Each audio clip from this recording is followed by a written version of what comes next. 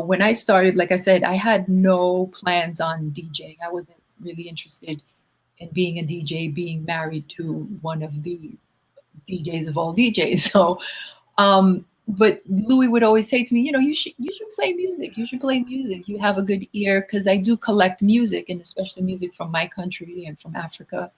And so it wasn't till I went to visit a friend of mine, Stefan Bauscher, at the Submersible one night. We had just finished recording Anane's World. And so it was like a break between, looking for a home to shop the album to and stop touring. And as an artist, as a creative, you always looking for something to do. So I went to visit Stefan one night at the Submersible, and it was underneath the Mercer Hotel, and it was just this cute little lounge with an incredible Steve Dash sound Yeah, it system. was incredible. That was a great club. It was just amazing. And Yeah.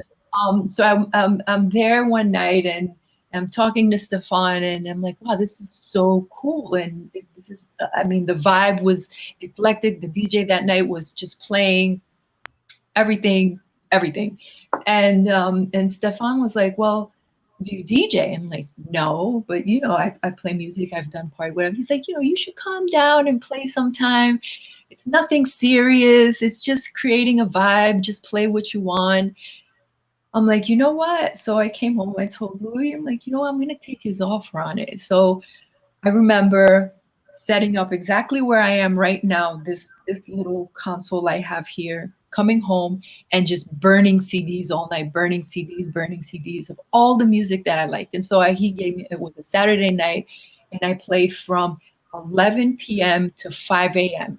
Ooh. And I played everything that I love about music, from old school hip hop to disco, world music, Latin music, house music, everything in between. And it wasn't, like he said, it was just creating a mood.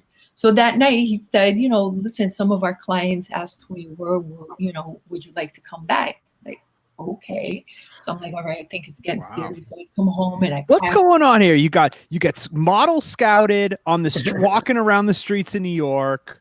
You get invited back from your first gig. You got to get a residency off the backs of your first ever DJ gig. What's going on here? Well, you know what?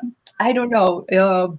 Blessings upon blessings, being chosen, believing in life, believing in yourself that you've been chosen for something. I don't know. Oh, yeah.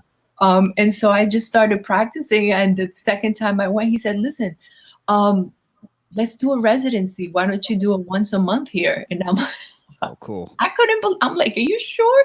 He's like, yeah. And so I started doing them once a month. I called it Anane Selections. And because I got to play everything that I loved about music. And then I started practicing and learning how to mix. And contrary to belief that Louis taught me how to play, what Louis did was I went downstairs to his studio with a notebook and a pen, and I drew a diagram of the console, and I said, okay, Louis, what does this button do? Okay, no. What does this button do? No. What does this button do? No. And he's like, okay, because he's very much okay, let me see what you got. Is this what you want to do? All right, let's see what you can do. So I came back upstairs with my notes and just started to practice. And I did this residency once a month. And I did it from October until that following March, that Winter Music Conference. And Louis asked me to play at the Vega Records party, and there was some people from Europe there. And they're like, okay, we want to bring you to Europe. And I'm like, are you, and all this happened. And I'm a believer in life of living free and open to what comes to you. Because as a little girl, I thought I had it all planned out. I had, by this age, I'd be married. By this age, I'd had children. By this age, by this, and nothing went according to the plan. And so being open and living with an open heart and an open mind to what the universe gives us, is, I'm a true believer and example of that. And so I played, and they invited me to come to Italy for my first gig. There was like 5,000 people in Italy, but they knew me already from the music that I had done. And so I would get up on the console from playing music and jump up on the console and sing some of the songs that they knew. And one of the things that I can say is that I learned in front of the public. All my mistakes, all whatever I had to become better at, was all in the public side because of who my partner is. And so it takes a lot of courage and believing in yourself to continue and to be able to do it, and to know that you have something special and you want to contribute to music, because at the end of the day, we're here to make people happy, right? We're here to make people smile. We're here to make people dance. We're here to make music that resonates in the soul.